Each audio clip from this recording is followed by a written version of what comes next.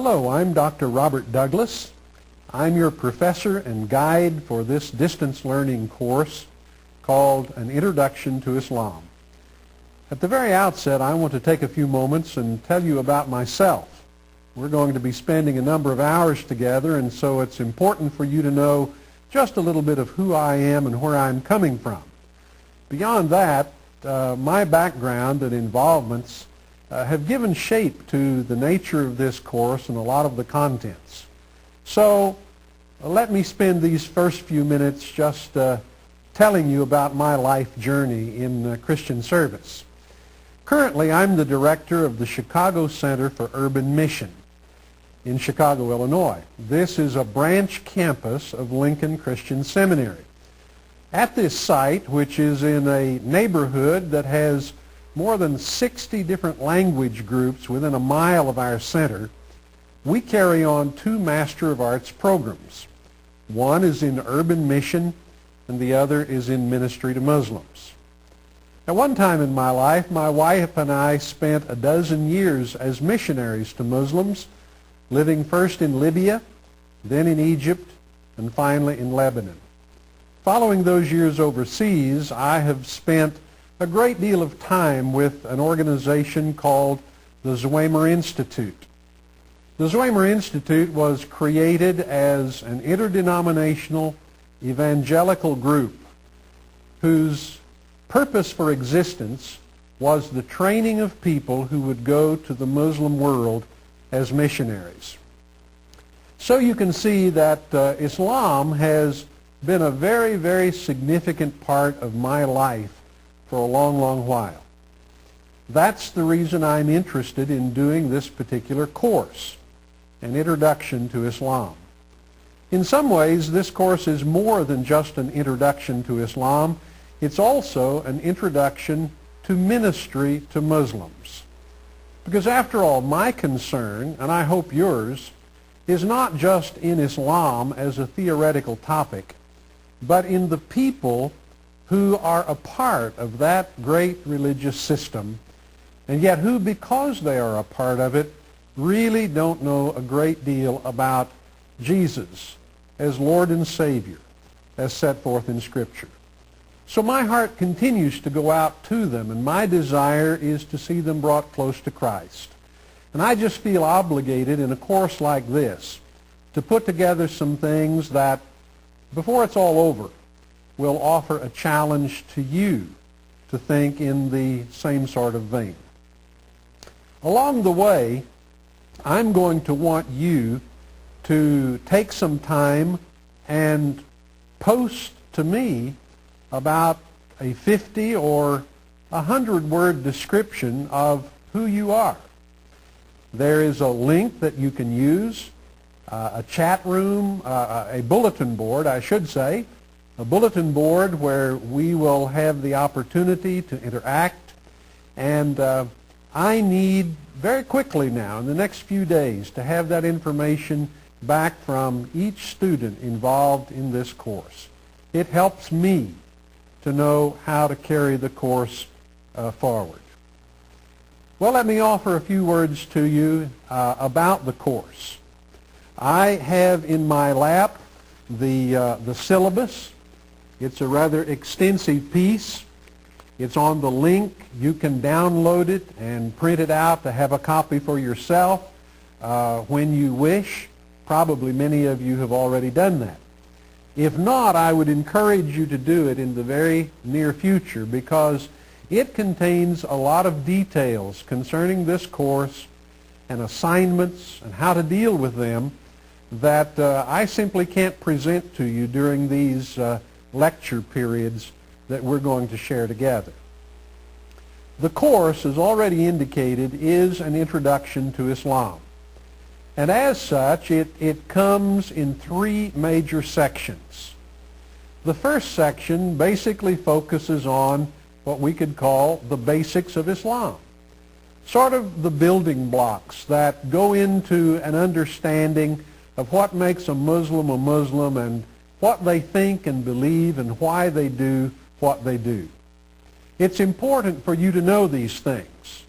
And several of the goals associated with the course focus on this kind of information. There are many people around who have some knowledge of Islam, but sometimes the knowledge they have is very, very incomplete, and sometimes it's almost deliberately distorted. As Christians, we don't want to deal with Islam or any other subject in an unfair way.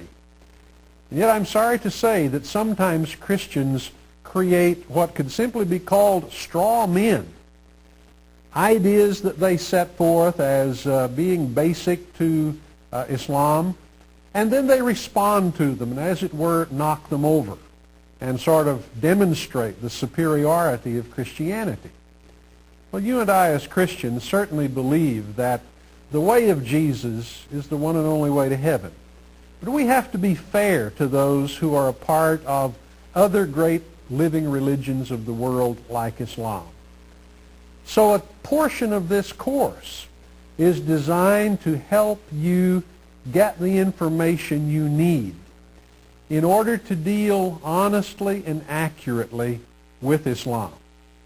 As I've said, building blocks are in Section 1. Section 2 focuses in on Islamic theology.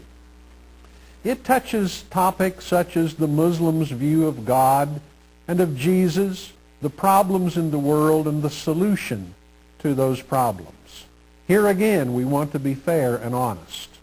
Section 3 deals with questions of ministry to Muslims. Here we come to what is nearest to my heart. How do you befriend and relate to Muslims in a way that would be constructive and helpful in an attempt to bring them to Jesus Christ? So within these 3 sections, there are 13 different sessions, including this introductory time.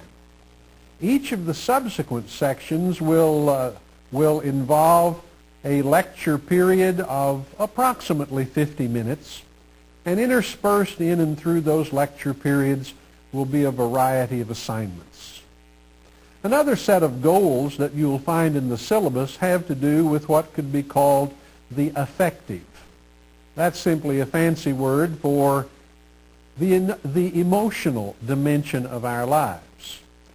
My hope is that when you complete this course, that you will have grown in a love for Muslims, in an appreciation of their desire to please God, and yet your heart somehow will be touched and broken by the situations in which they find themselves.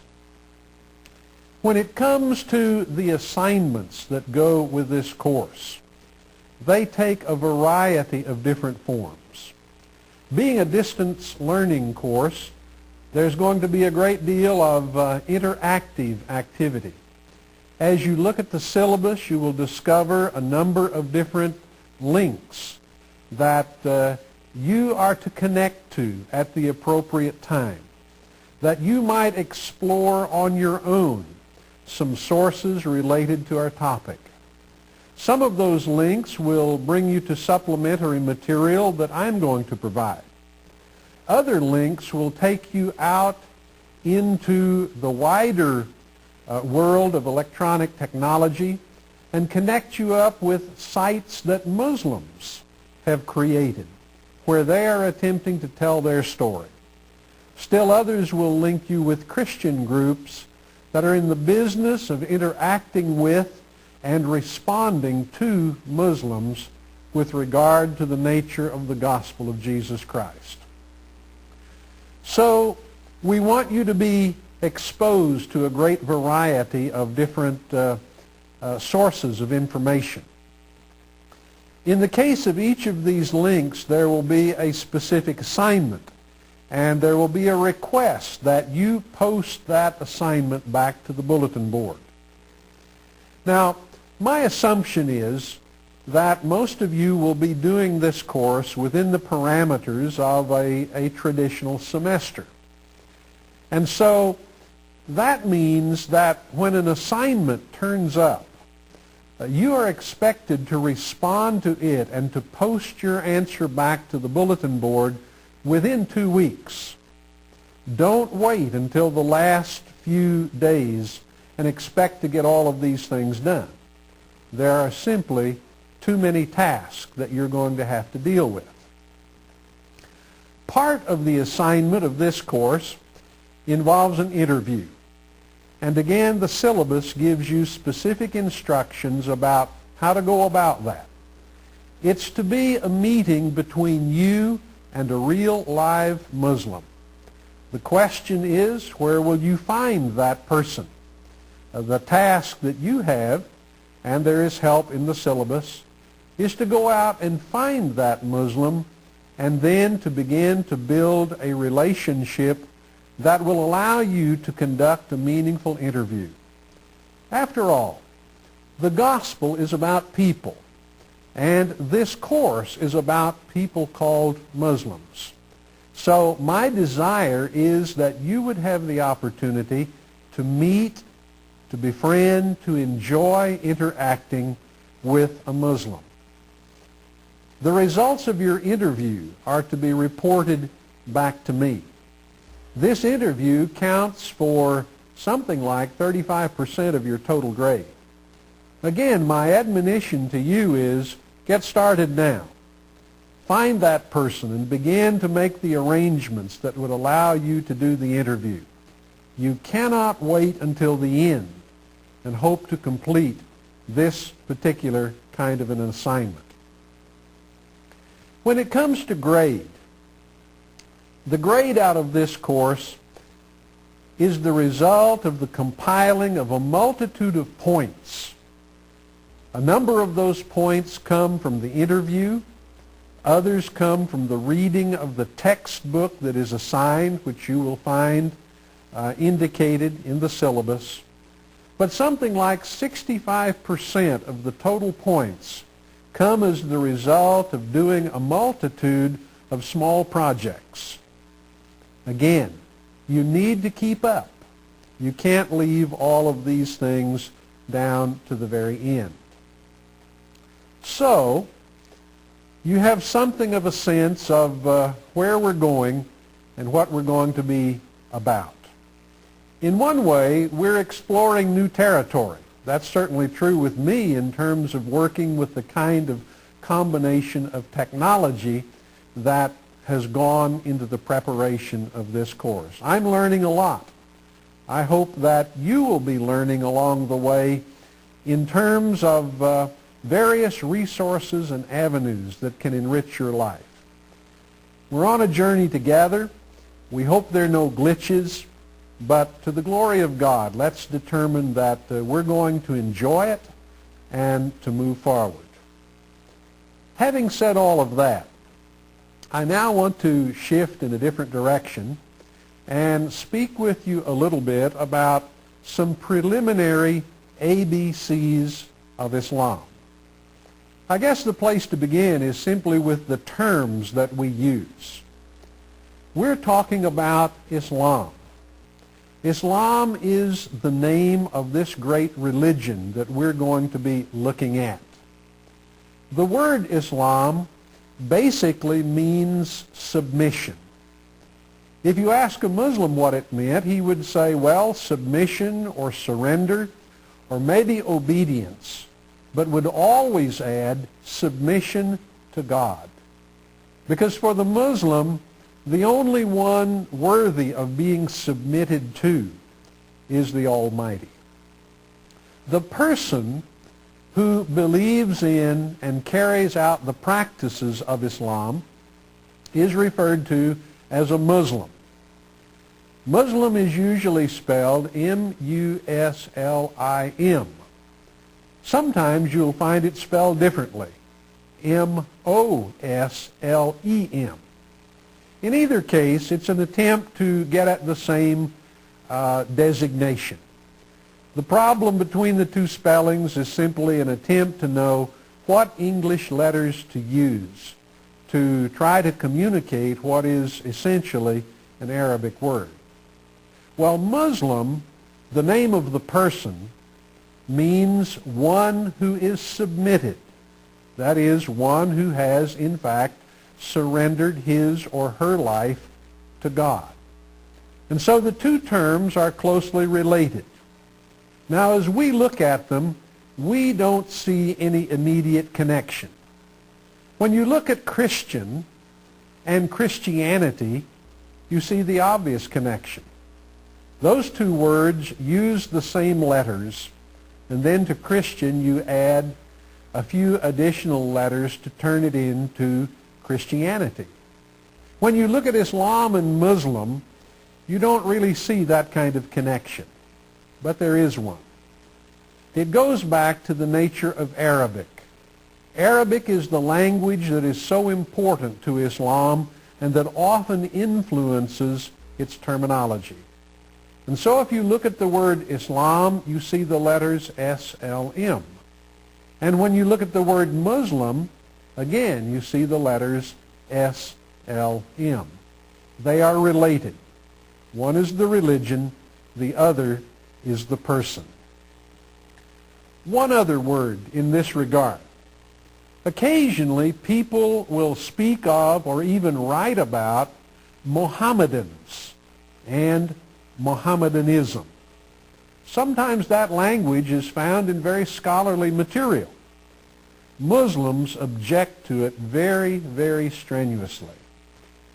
Muslims would say, we are not followers of Muhammad, and this religion is not something that was created by Muhammad, nor should we be confused with worshipers of Muhammad. Well, you and I need to respect their perspective. Historically, we know that Islam began with Muhammad. So in one sense, he is the originator or the founder. We also know that the system of beliefs and practices is derived from him. And so in a sense, it could be called Mohammedanism. But since the Muslim objects so strenuously, as people concerned for the well-being of others, we will forego using that kind of language. Now there is a chart provided in the link to help you review what I have just said about these words. And so you can point to the link that says Muslim and be able to review the information that I've tried to give you. When it comes to thinking about the number of Muslims in the world, it's important for us to realize that they constitute the second largest religion on the face of God's earth. Statisticians tell us that the number of people in the world who call themselves Christians is something like 1,900,000,000. This involves Catholic, Orthodox, Protestant, Evangelical, Pentecostal, whatever designation you want. People who are nominal and people who are very devout.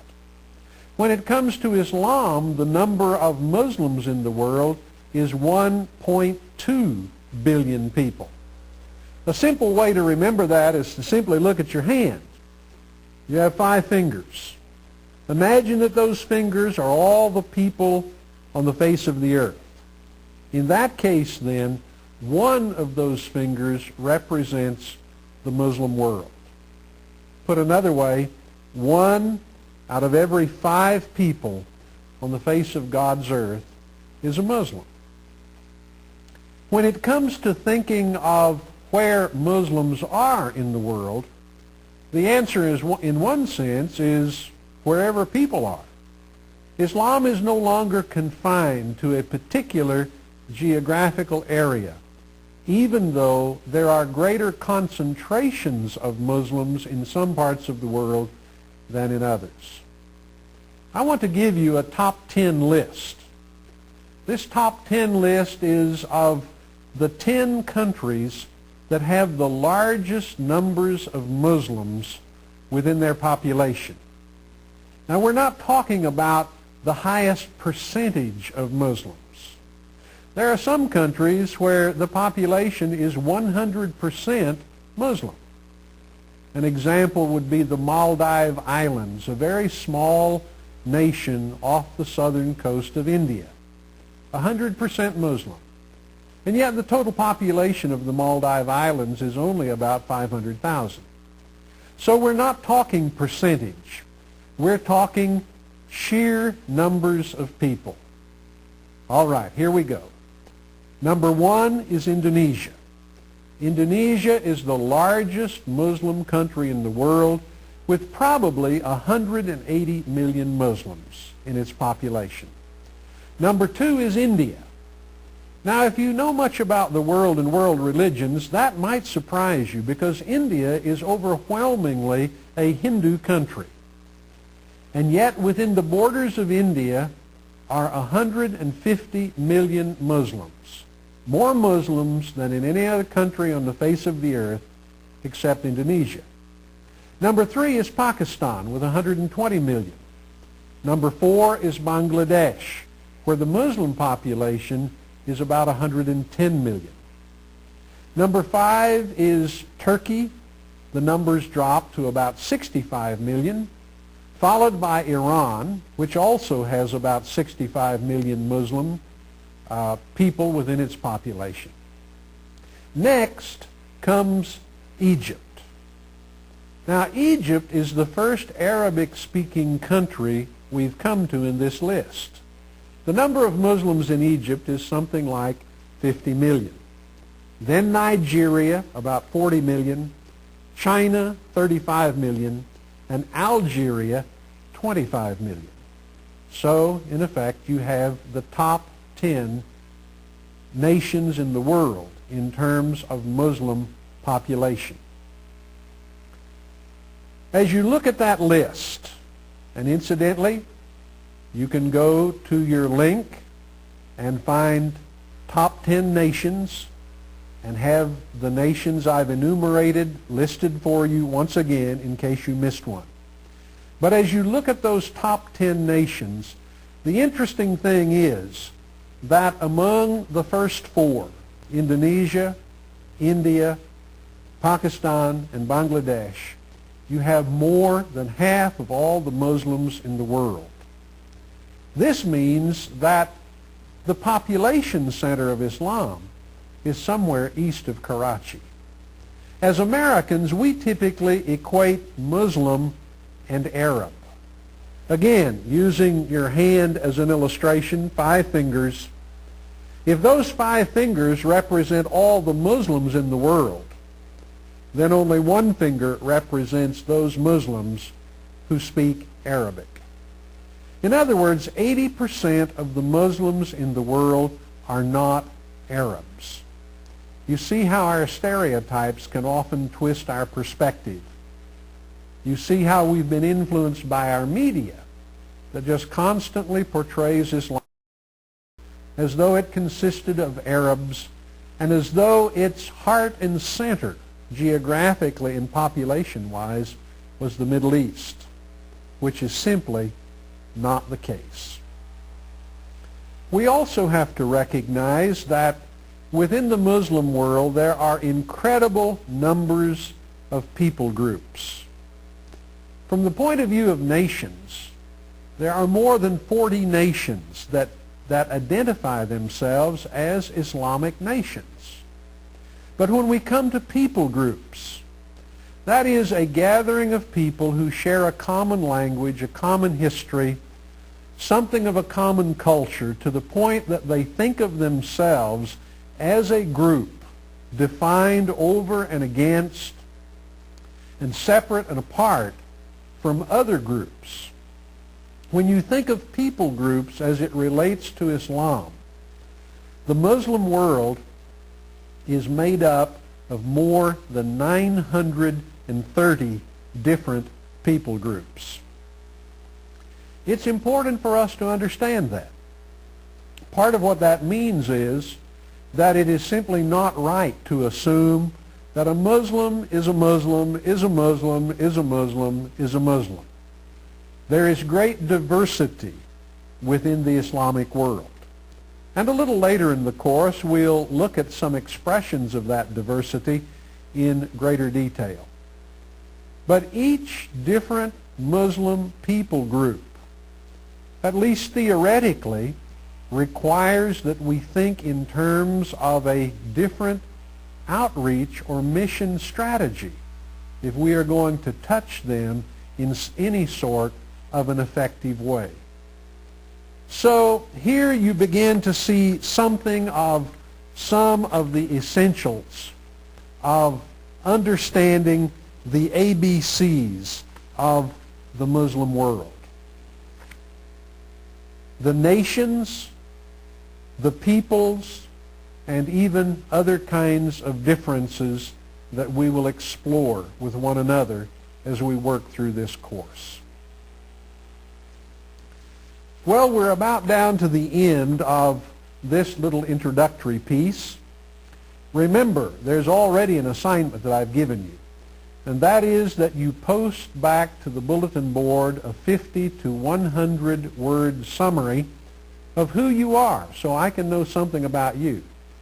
I'd like to know where you live, where you're in school, why you're in this course, and if you've ever really had any contact with Muslims. But I also have another assignment for you. You will see a link, AD 2000. You are to go to that link when this session ends, and it will lead you into material about affinity groups, a term that may be strange to you.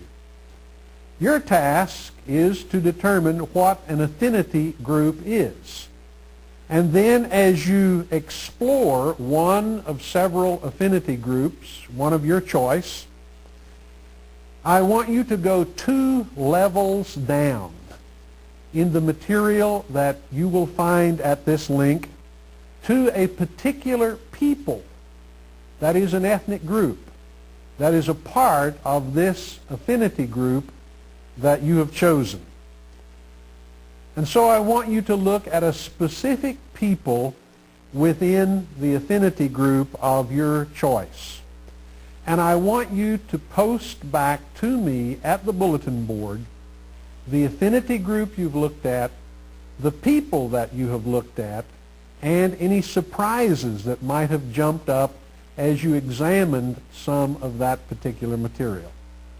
So, good hunting in that regard, and we'll be back together shortly to press on with our next session.